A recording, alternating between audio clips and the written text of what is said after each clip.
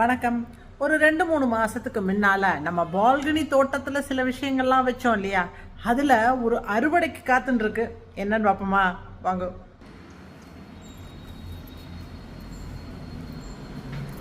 மிளகாய் செடி ஜோரா இருக்கு பாருங்க.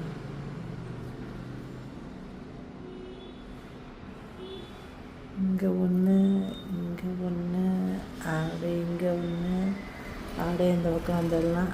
இங்கே 2 பிரிச்சிடலாமா?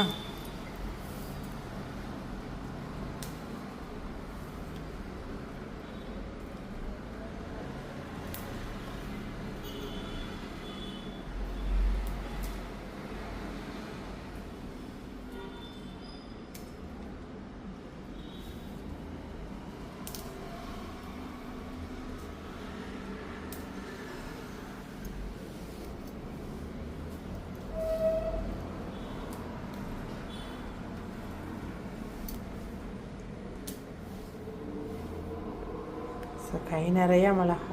இங்கே ஒன்று ஒளிஞ்சுன்னு இருக்கு.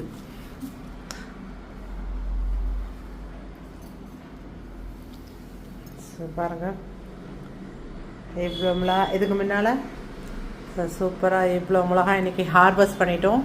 இந்த தை மாதத்துக்காக நான் மஞ்சள் வச்சதும் வளர்ந்துடுது. இங்கே ஒன்று இருக்குது, மூணு செடி. இங்கே வெத்தலையும் நன்னா வந்துடுது. அண்டு இந்த சைட்லேயும் வெத்தலை நன்னையாக வந்திருக்கு. அப்படியே இந்த பக்கம் வந்தெல்லாம் இங்கேயும் மஞ்சள் 2 வந்திருக்கு. அண்ட் எனக்கு இங்கே இந்த மஞ்சள் கொத்தே கிடைக்காது, இஞ்சி கொத்தும் கிடைக்காது பொங்கலுக்கு. ஸோ அதுக்கு வச்சேன். ஜம்முன்னு அதுவும் ரெடி ஆயிடுது. Happy harvesting. சூப்பராக இருக்குல்ல மிளகா? முதல்ல நம்ம வைக்கிற இடம் எது தெரியுமா? நம்ம பெரியவா தான். ஸோ